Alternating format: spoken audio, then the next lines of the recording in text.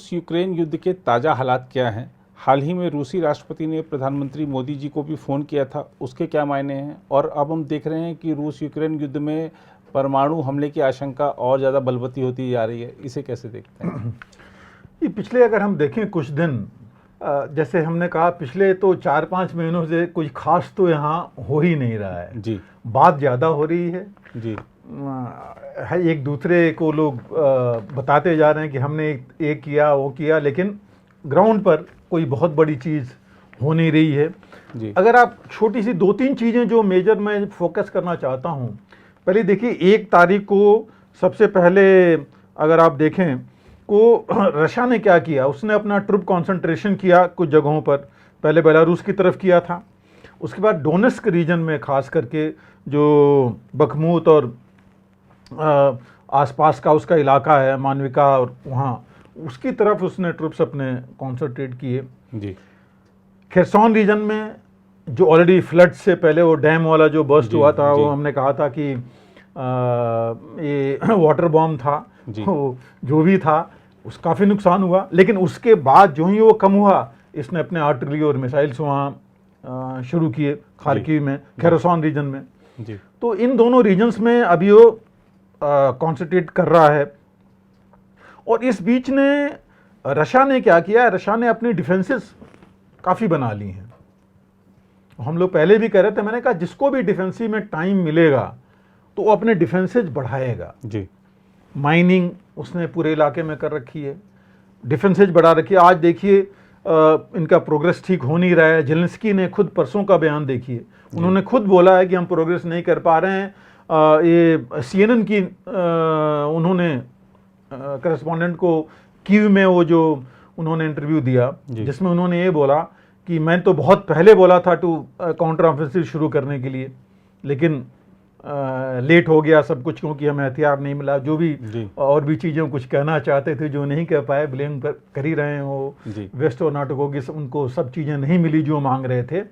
और फिर उन्होंने कहा कि वो टाइम मिल गया दुश्मन को, उसने पूरी माइंस लगा रखी हैं, हमारा बहुत स्लो जा रहा है प्रोग्रेस।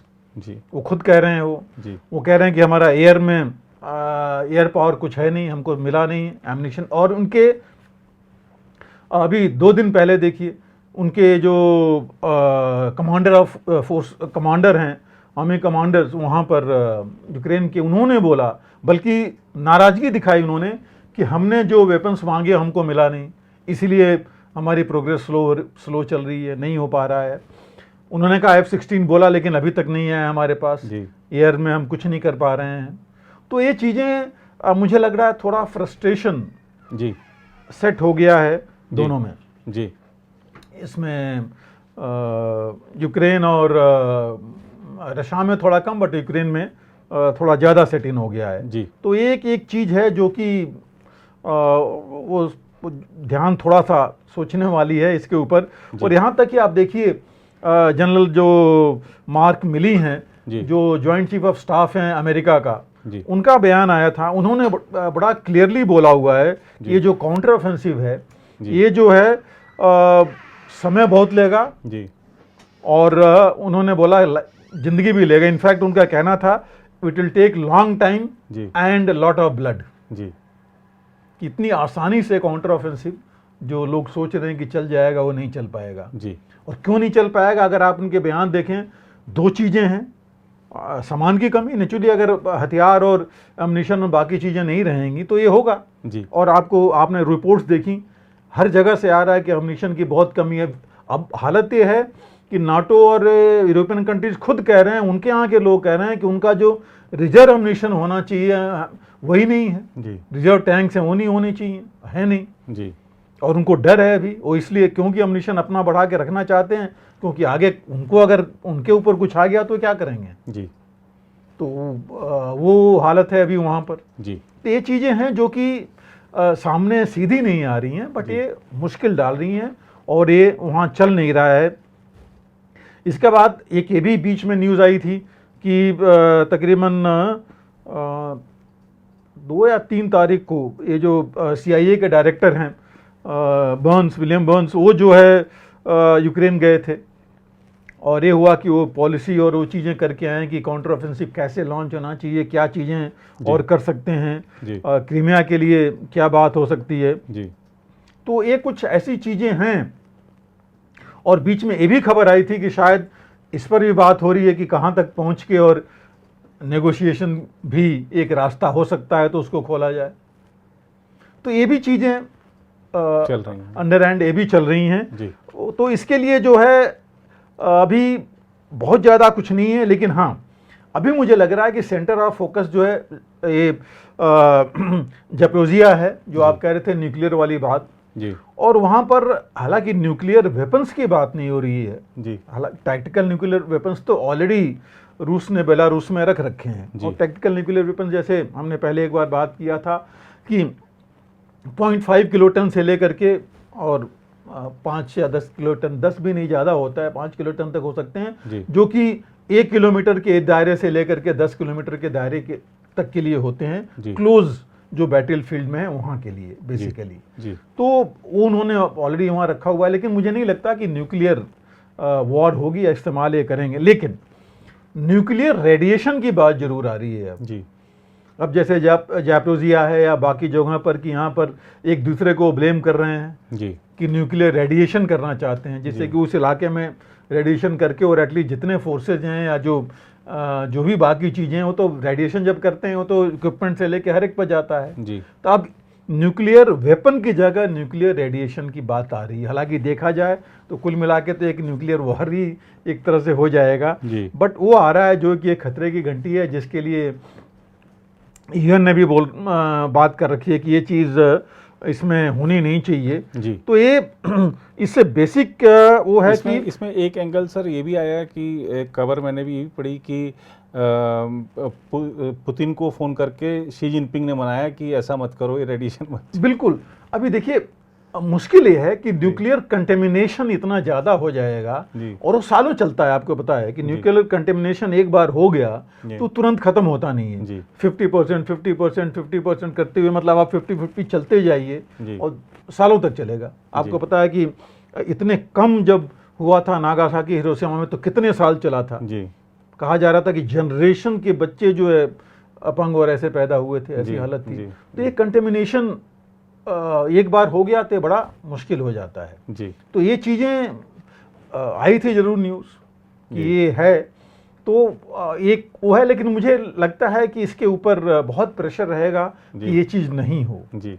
इसके ऊपर काफ़ी चीज़ें चलेंगी। जैसा है डे 5 से मैं कहूँगा कि अमेरिका मतलब आप लीजिए पेंटागन और मॉस्को के बीच में डायरेक्ट लाइन ऑफ कम्युनिकेशन है, ये तो वो भी बोल चुके हैं, अमेरिका ने भी बोला, ये भी बोले हैं, तो इनकी डायरेक्ट ये बातचीत होती रहेगी और ये चीज़ शायद नहीं होगी जहाँ तक जी मेरा है। लेकिन थ्रेट तो रहता ही है जी, थ्रेट हमेशा होता है। तो ये चीज़ एक है जो कि डर दोनों तरफ सता रहा है या दोनों दिखाने की कोशिश कर रहे हैं, एक ये भी है जी।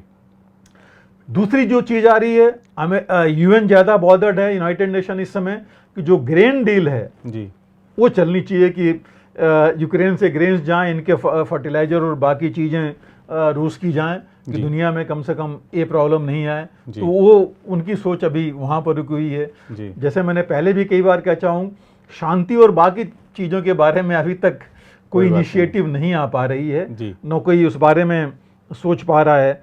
जहाँ तक यूक्रेन का है, अब उन्होंने देखिए जो न्यूज़ आ रही है, कहीं इंडिपेंडेंटली किसी ने बोला नहीं है, कहा जा रहा है कि उन्होंने 28 स्क्वायर किलोमीटर की टेरिटरी ली है पिछले कुछ दिनों में। अब 28 किलोमीटर इतने महीने में, इतने दिनों में जो भी आपने लिए, कोई बहुत बड़ी चीज़ नहीं है जी।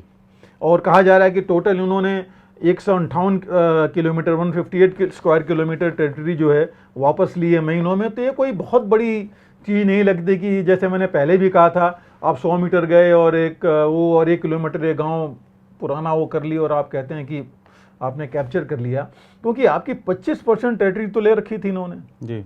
5% भी ले लिया, तभी तो 20% अभी भी देखा जाए तो रूस के पास ही है जी।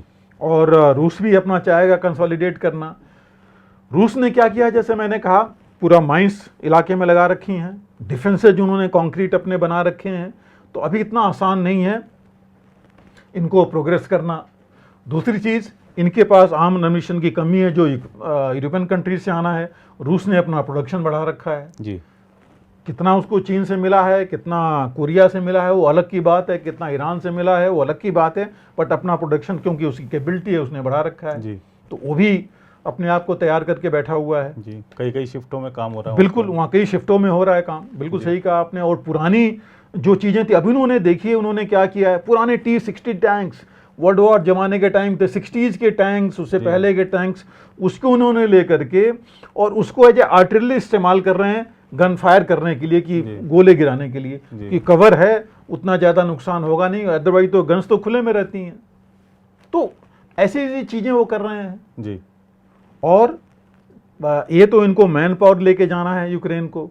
रूस जो है सबसे ज़्यादा अपना एयर पावर दिखा रहा है, मिसाइल्स और ड्रोन्स और आर्टिलरी रॉकेट्स इनको लेके चल रहा है। आपने देखिए भी 2 दिन पहले कीव पर उसने 12 दिनों के बाद फिर अटैक किया है जी।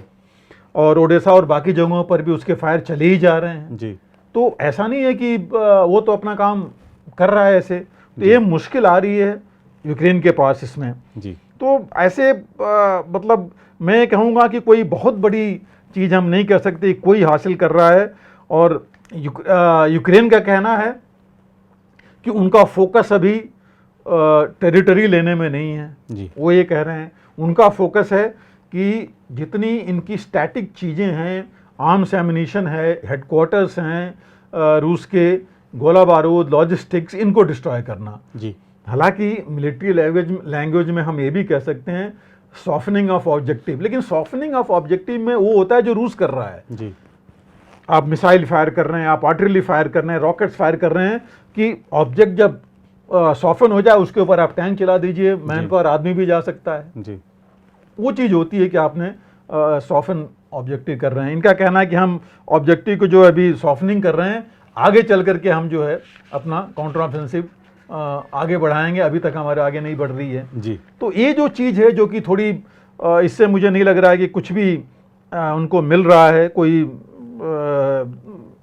गेन हो रहा है जी। लेकिन मैक्सिमम कॉन्सेंट्रेशन इनकी डोनेट्स्क रीजन में हो रही है अभी। और एक ओडिशा, अगर रूस चाहेगा, पूरा एम रहेगा कि यूक्रेन को, अगर पूरे यूक्रेन को नहीं लेता है तो यूक्रेन को लैंड लॉक्ड कंट्री बना दे, जो मेरी अपनी वो है।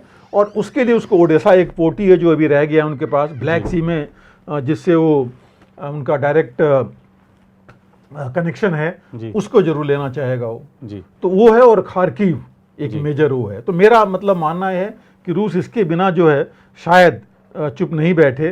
तो इस वजह से जो है मुझे नहीं लगता कि अभी तक कुछ ज़्यादा फायदा हो रहा है। छोटे छोटे ग्रुप्स में असॉल्ट हो रहे हैं। यूक्रेन ने जो नई टैक्टिक्स अपनी लगाई है वो जो है वेव्स वाली हैं। एक छोटी असॉल्ट ग्रुप जाता है, कुछ वो जब थक जाता है या वो वॉर वेरी हो गया तो दूसरा ग्रुप आगे जाता है। तो मतलब मैं कहूँ कि वो 500 मीटर आगे बढ़े, फिर दूसरा ग्रुप बढ़ा, लेकिन इससे आप बहुत ज़्यादा गेन उनको अभी नहीं मिल पा रहा है। तो मेन ऑफेंसिव अभी भी यूक्रेन की है नहीं जी। और उनको कुछ गेन नहीं हो रहा है, रूस को कोई नुकसान नहीं हो रहा है जी। बल्कि मैं कहूँगा कि अपनी स्ट्रेंथ बढ़ा रहा है। यूक्रेन अगर ये उनके जेलेंस्की और उनके आर्मी कमांडर, मैं कहूँगा एक तरह से रो रहे हैं, तो मतलब उनके पास चीज़ें अभी नहीं हैं जी। मिलती तो इस तरह नहीं होता, वो लेके चलते। तो इस वजह से जो है, और रूस देखिए अपने फोर्सेस को निप्रो रिवर जो राइट बैंक में आ गया था, लेफ्ट छोड़ दिया था जी। वो कॉन्सेंट्रेट करने लगा दोबारा, क्योंकि ये लोग निप्रो को क्रॉस नहीं करें, क्योंकि यूक्रेन ने अगर निप्रो क्रॉस कर ली, क्रीमिया को इनको थ्रेट मिलने लगता है जी। तो वो वहाँ भी फोकस कर रहा है। ऑलरेडी रूस के जो 1-1.5 लाख और उसने अपने जो सैनिकों को उसने रिक्रूट किया था वो वेल ट्रेंड हो गए, अब उनको भी वो आगे ले आएगा जी। तो इस वजह से वो अपनी ताकत तो बढ़ा रहा है। तो इसलिए मुझे लगता नहीं कि अभी कुछ हो रहा है, प्रोग्रेस नहीं हो रही है। लेकिन मजबूत आज की हालात जो देखें उसमें तो मुझे रूस लग रहा है, बजाय यूक्रेन के, जिस तरह से दोनों के बयान आए हैं जी। और कोई खास बयान आप देखिए नहीं आ रहा है नाटो से, यूरोपियन कंट्री से या यूएसए से, वो क्या करना चाहते हैं जी। अगर आप भी लेना चाहते हैं देश दुनिया की तमाम जानकारी तो आज ही सब्सक्राइब करें हमारे चैनल को। साथ ही नीचे दिए बेल आइकन को जरूर दबाएं ताकि हर अपडेट आप तक पहुंच सके।